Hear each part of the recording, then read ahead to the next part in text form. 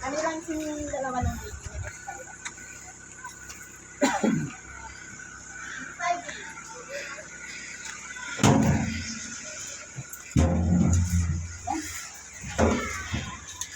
Okay, mamaka na ako mag-video sa inyo.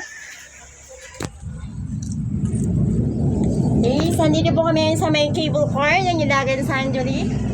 Hello, Be! Hi!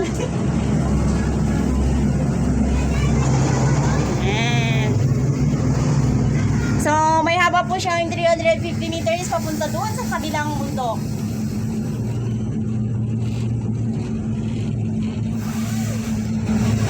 Kaya pa yung zipline.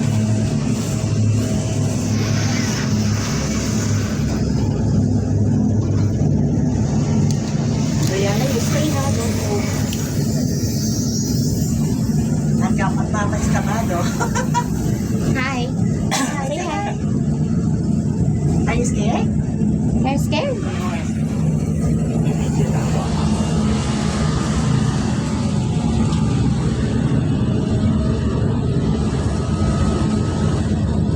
Are you scared, Brianna?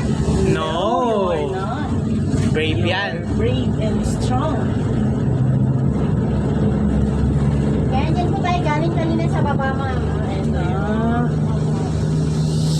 Ayan, yung zipline. Nakuha mo, sir? Masyado mabilis. Ayoko.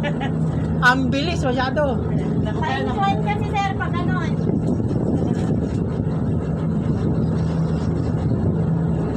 Wow. Ganda. Ayan, so wala po dito. Ito yung matatanaw mo, mga kabundukan. Ayan.